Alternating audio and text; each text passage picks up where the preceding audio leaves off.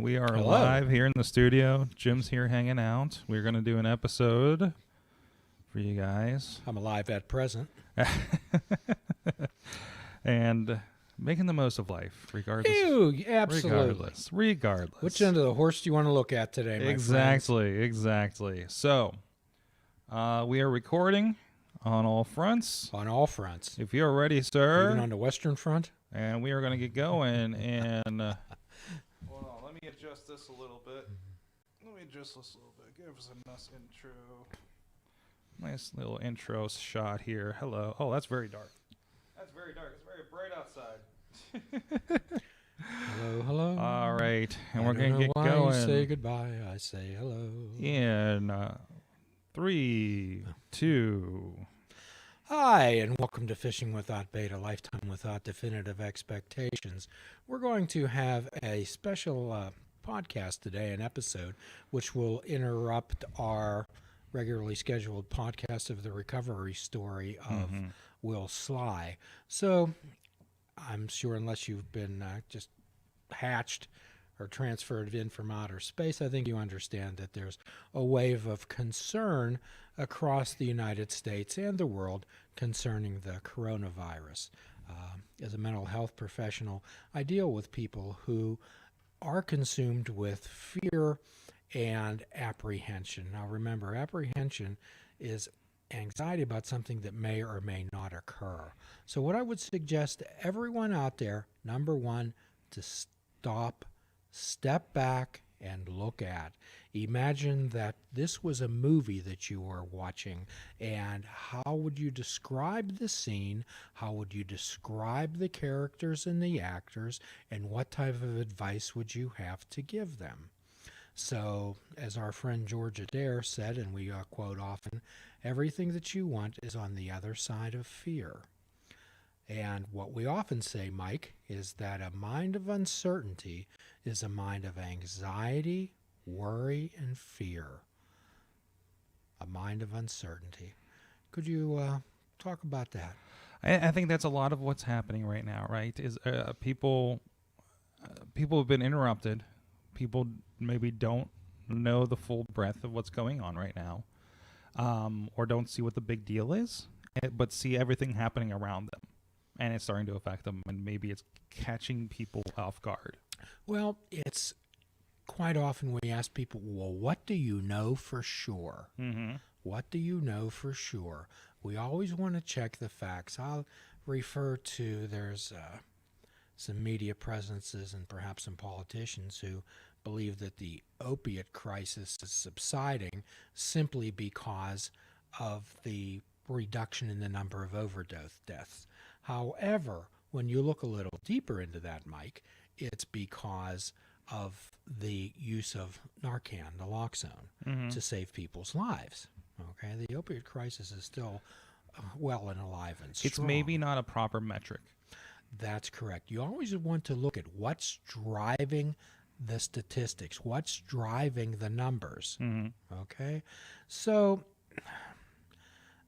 everyone out there who has some concern, we always want to be proactive. We want to have a mind. We don't want to be reckless or foolhardy. However, we do not want to have a mind of fear. We'd like to have a mind of awareness. And to you, Mike, what's a mind of awareness? Kind of taking in all the information, looking around, just observing what's going on before making a determination. Observe, describe, participate. If we're able to step back and look at situations without prejudice or preconception and just describe the incident that's right in front of us. In Stoicism, it's called studied indifference. Studied indifference. And some people view serenity and calmness for complete indifference, that I don't care. And that is not the truth. So perhaps this might be the first time some of the folks out there saw this new tattoo on our live feed, and it's do no harm, Mike. So our job is to do no intentional harm to anyone or anything. And if we're doing no intentional harm to anyone or anything, we could walk up and down Broadway Avenue here with a Bozo the Clown wig on and a big red nose, and we're not harming anyone. However, what type of response do you think we'd get? What type of comments? What type would people saying to each other? Oh, a little bit of a lot of reactions, a lot of maybe concern, maybe or laughter. Or laughter, or maybe I think there'd be a lot of disparaging comments also. Okay, so remember, ask yourself, and when we talk about positive self-talk, we talk about changing the vocabulary and the way you speak to yourself. Am I doing any harm? When you're talking to someone about hysteria or concerns or the panic that seems to be going on now, before you give your information, number one, is it true? Mm-hmm. Number one, is it true? Number two, is it kind? Number three, is it necessary? Mm-hmm. Mm-hmm. And kind of going back to your, is it true? You know, the thing. I think a lot of the things that make people grow in fear and anxiety over this is a lot of the thoughts going around about the situation. And social media is a part of this. Things get shared. And when I see things that aren't from a reputable source, like today I just had a conversation. Oh, I hear the governor is going to close all the bars and restaurants in the state of Ohio. I was like, okay, thinking about. We're going to worry about him thinking about doing this and not him doing this. Like, these are the stories going about. You know, we're worried about what might happen. There's And that's just one more thing. It's one more feather on the back, right? On top of everything else that you are genuinely worried about, because my work says I can't go in for 2 weeks. I don't know how to do this. You know, I can't get toilet paper for some ungodly reason, you know, and then we're getting these signals of this might happen. And oh no, all these are going to be closed. This is a day-to-day thing. Something is going to happen tomorrow. Something new is going to happen tomorrow in this situation. And there's a preparedness, and then there's overly worrying, right? As we discuss, it's action and effort in the present that make a future possible. Yes. And again, we talk about fishing without bait. When we talk about this life without expectations, we're talking about definitive expectations that either saying this thing's going to be horrible, the human race is going to be wiped out, or all this is hysteria and it's a grand conspiracy. I've heard both. Yep. And everything in between. Absolutely. So how do we pick through that? How do we decipher? How do we decide what should we be wearing? How do you cope with that? How do we cope with that? First of all, we want to be able to ground ourselves through whatever way that may be.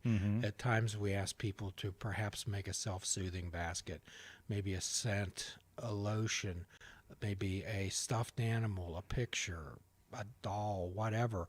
That's something that can bring you back to the moment. Quite often what we also do is ask people to have something concrete in their pocket or on their wrist. Many people wear, I call them breathing beads or worry beads or whatever type of thing. But if you grab something solid, something tangible, you can feel it, and it brings you back to that moment. You can't touch words. You can't touch thoughts. Alfred said that life is based on events, not words. Okay? And what we often talk about is action and effort. So what I suggest to people is, if they're becoming overwhelmed with anxiety and no one can tell you that you shouldn't feel that way, that you're a baby, that you're crazy, that that's terrible thinking, I hope people keep that to themselves. People like that need validated. When someone is upset in your home and they're perhaps talking about some other things, suggest to them, oh, you're very upset. I see that you're very anxious. Validating someone allows them to talk about their feelings. And remember, validation doesn't mean approval. You're just asking them to get it out of their body. You're asking them to talk about it. Absolutely. So, for people who are exhibiting what we would call distressing panic attacks, every mammal has a dive reflex, Mike, which means that when a mammal, and we're mammals, we're warm blooded, we go underneath the water, then our nervous system takes over and it automatically lowers your heartbeat, lowers your respiration, lowers your digestive system, so your body automatically slows down. I'm not sure Zen masters could stop this. Mm-hmm. So I'm not asking people to carry around a bucket of water to stick their head in.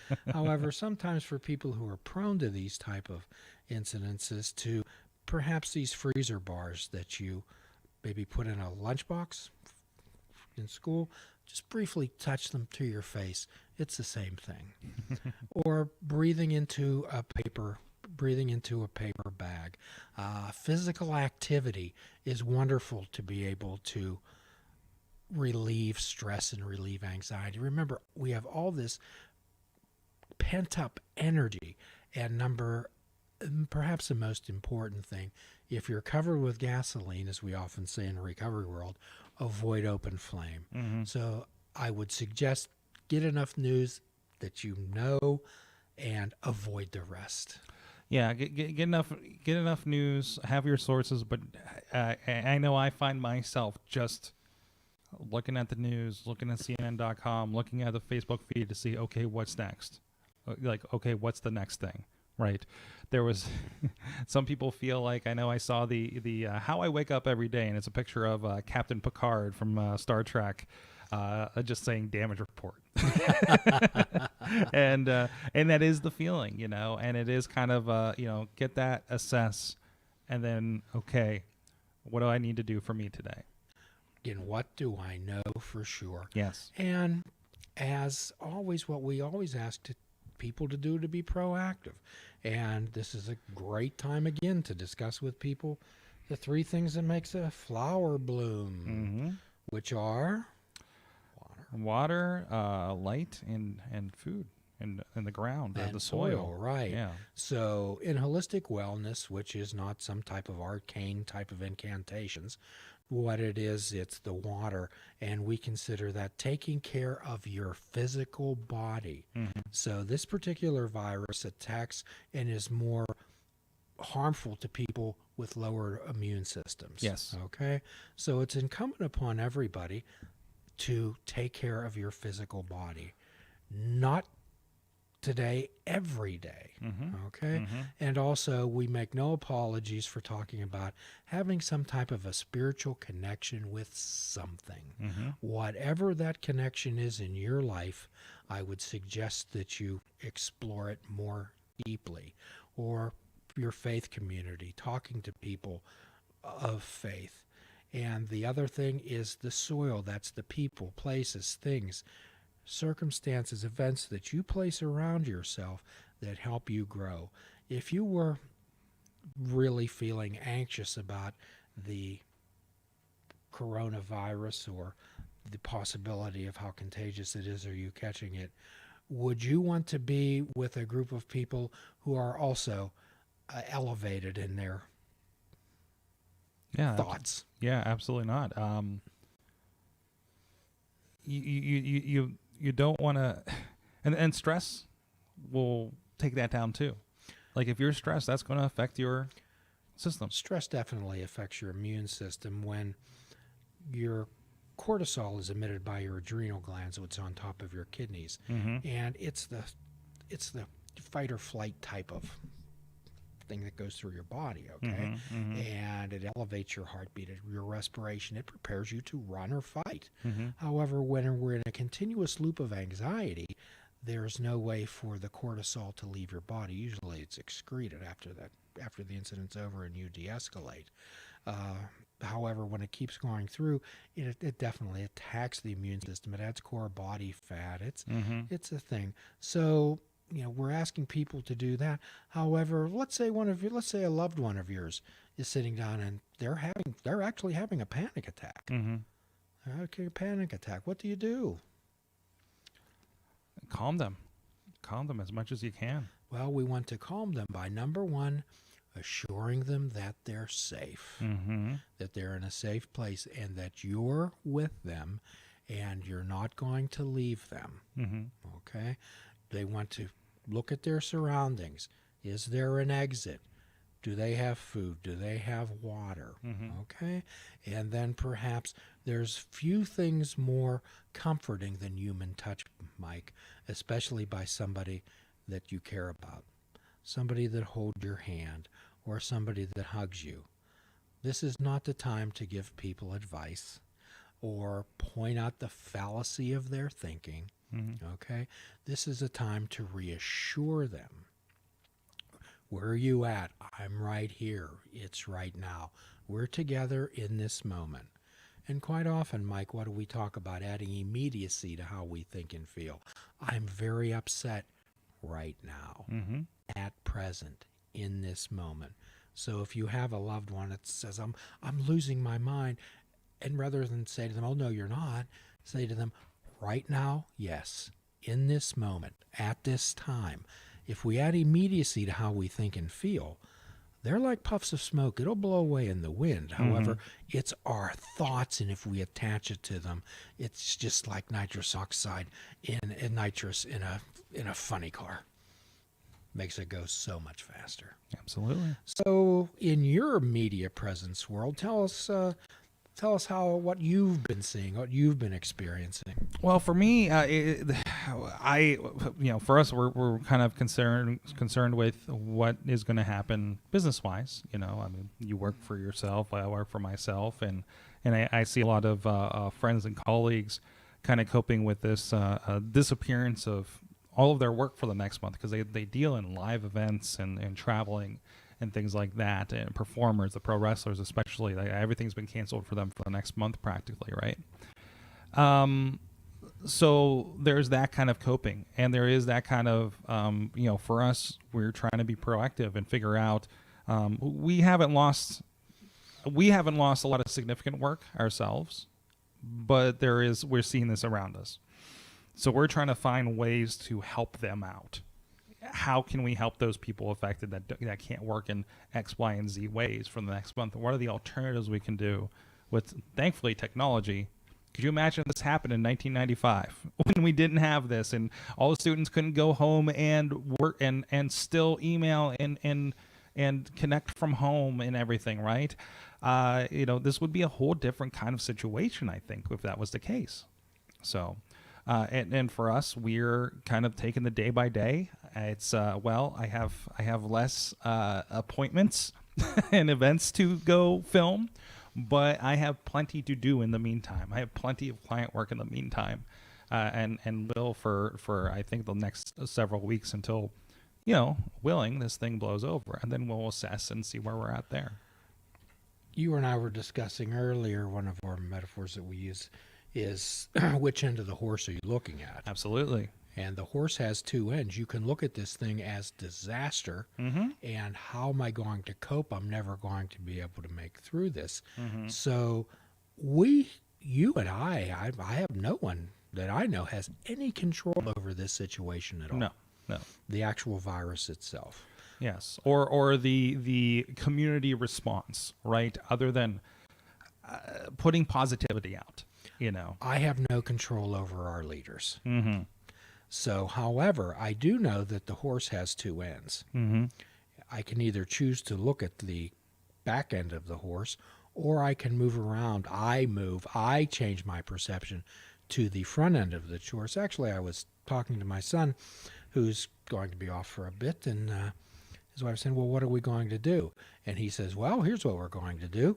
We're going to clean all the windows, and we're going to declutter the basement and declutter the attic. We're going to go through all of our clothes. We're going to really do a good job on cleaning the house. Take this as an opportunity. Cleaning the car, yes. So it's not what can't we do. I'd rather talk about what can we do. So how many meetings have you been to, Mike, when they've started out by giving the reasons that they can't do something? Well, not quite as many because I've left those companies. But no, absolutely. That seems to be like, well, that's not the way things are. That's not the way things are done. And now it's like, well, nothing is the way that it should have been done because we have to change things. I'm not interested in hearing how I can't do something. No. I'm interested in hearing how I can. Absolutely. And again, it's a matter of perspective, which we've discussed before, which is one of the reasons that eyewitness accounts are so unreliable. So we get back again to let's check the facts. And please don't think that we're downplaying any type of concern or anxiety that anyone out there is experiencing. Your perception is your reality. No one of the most disrespectful things a person can do is to say to someone, oh, I understand how you feel, or you shouldn't be thinking that way. Okay? I'm hoping that everyone out there provides each other with encouragement and support. Absolutely. Okay? And this is a great time to institute the 5-minute rule. Before you respond to something, before you react, wait a few minutes. Wait a few minutes and then find out what you know for sure. Who are the people that you love? Who are the people that support you? Now it's time to actually let them know that for sure. So, Mike, if you had a final parting word to our audience on Fishing Without Bait, what would it be? This too will pass. This too shall pass, indeed. That's an old 12-step term. And as using some old 12-step lines, it's that we practice these principles on our fairs, and there's one guaranteed thing to make things worse, and that would be to drink or use drugs. Guaranteed to make things worse. Absolutely. Absolutely. Just exacerbates the problem. So our suggestion is to keep connection with the people who support you, your like-minded people, trying to avoid criticism of anyone or anything at this time. It's absolutely of no use at all. So, and again, this might be the time for a best prescription we can give. Fruits, nuts, and vegetables. Unplug your television, please, and go fishing. And for a truly mindful experience, we suggest that you fish without bait. Do a kindness for yourself. Do a kindness for another. Forgive yourself and forgive another. Till all are free, none are free. Namaste.